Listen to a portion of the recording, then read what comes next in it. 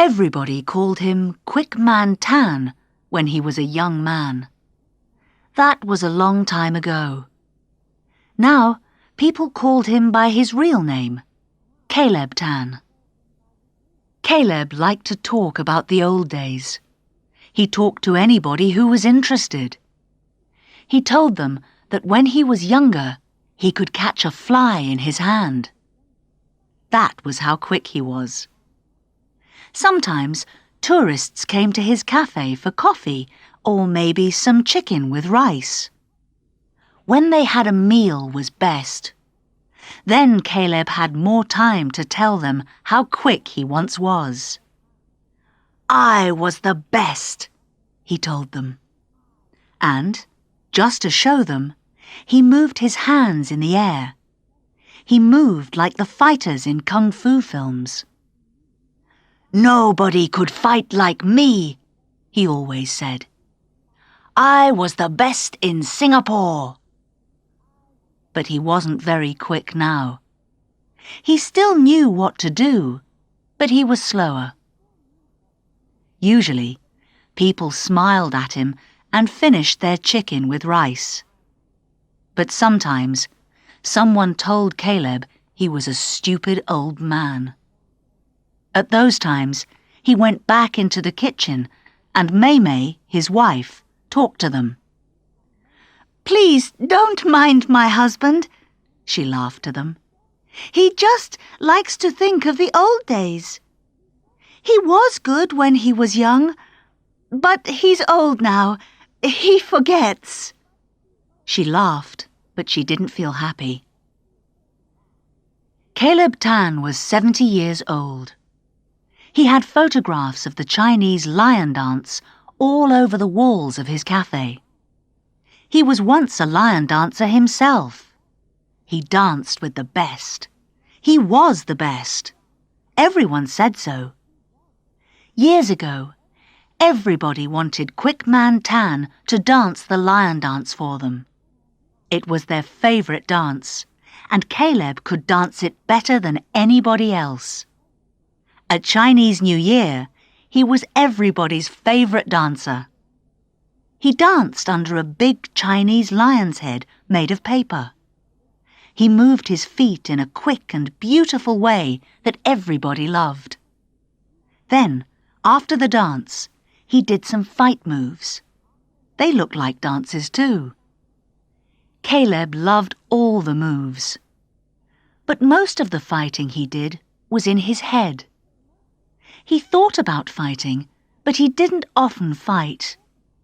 He really could fight with his hands and feet, but he didn't fight very often, only once or twice. That was enough for Caleb. He preferred to dance. He didn't really like fighting people, but he did like talking about it. That was what he liked to do now, talk about the old days. The cafe was his business, but all Caleb wanted to do was talk. As he got older, his hearing got worse and his voice got louder. Caleb talked to anybody who wanted to listen. Sometimes he talked when people didn't really want to listen.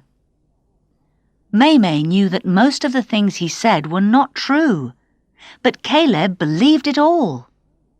It was more real to him than his business was. To Caleb, his cafe was just a place where he could tell stories. But May knew they needed the cafe. It made them just enough money to live on. Sometimes, Caleb did a lion dance with children who were interested. He was slow, but you could see how good he once was. All the children liked to see the old man. He was something from the old days. There were not many like him around now. Chinese New Year was always a busy time for everybody. It was one of the few times of the year when the cafe could do good business. May worked more than ever at New Year. This year, she really wanted Caleb to help her. She couldn't do everything. Sometimes, People left the cafe after waiting too long for their food. All Caleb did was talk. People wanted their coffee and lunch, not his stories. For Caleb, Chinese New Year was his favorite time. He had lots of people to listen to his stories. Sometimes other lion dancers came to the cafe. Then he shouted with happiness as he told them how to dance. And, of course, how he could dance better than anybody else. "You see, my friends," called out Caleb to a table full of bored tourists, "it's all in the way you move. Like a circle, like a wheel, like this." And Caleb then turned round with his hands in front of him. His hands went right into Maymay and what she was carrying. The food was for a table full of tourists next to him. Everything fell to the floor. Maymay did her best to help the tourists, but they left. Other people left too. For once, Caleb was quiet and helped her. Maymay was unhappy. "It's not right," Maymay told her husband that night. "While you tell your stories, I do all the work. There is too much for me and Henry to do." Henry was the cook. He was also their only son. He cooked everything. He was very good, but he had a lot to do in the kitchen. He needed someone to help him. Henry dreamed of having the cafe to himself one day. He was already 40 years old and still not married. There was no wife to help. There were no grandchildren to do little jobs. There was not enough money to pay for help. Henry was a little like his father. He had his dreams. But he kept his dreams about the cafe to himself. In his head, he was always far away while he worked. But now, Henry was asleep. He couldn't hear his parents shouting. He couldn't hear Caleb tell Maymay to be quiet. He couldn't hear the hurt in his mother's voice. All Henry could hear was the sound of cooking in his dreams. The words GongXi Fa Chai were written in red and yellow letters all over Singapore. This was Chinese for Happy New Year. Sometimes old friends of Caleb and Maymay left Hong Bao in the cafe at this time. Hong Bao are little red bags, usually with money inside. People always did this at Chinese New Year.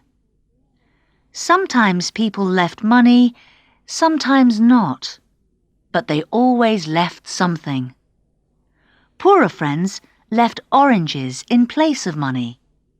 Oranges are lucky. But Maymay was pleased when they got money.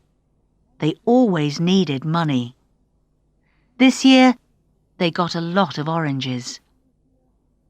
Henry and Maymay wanted the cafe to do well this new year. Henry worked very hard. He cooked more good food than he usually did. Lots of people came to the cafe, and Caleb couldn't talk to all of them. Maymay smiled a lot. She was busy, but she was happy. Maybe business was getting better after all. This time, Caleb did try to help. He brought coffee and food to the tables. He smiled as he worked. But then a young father with his children asked about the lion dance photographs on the walls. Caleb stopped what he was doing. He started to talk. Maymay heard him, but she couldn't stop him. She was too busy. She wanted Caleb to get back to work before he did anything stupid. It was early afternoon, and there were lots of hungry people in the cafe. It was hot, but that didn't stop the rain. The rain started all at once. It came down and down on the roof of the cafe and made a loud, heavy sound. More people came in. They wanted to get out of the rain and have something to eat or drink. Caleb was happy. He could tell his stories while people stayed out of the rain. They could enjoy a good story while they ate their lunch. Why not? He thought it was good for business. A young father and his 2 small children listened as Caleb talked, and talked, and talked. They were getting hungry. Caleb started to show them moves from the lion dance. "You turn like a wheel, see?" Caleb told them in a loud voice. His hands moved in front of him. His feet moved too. People were looking at him.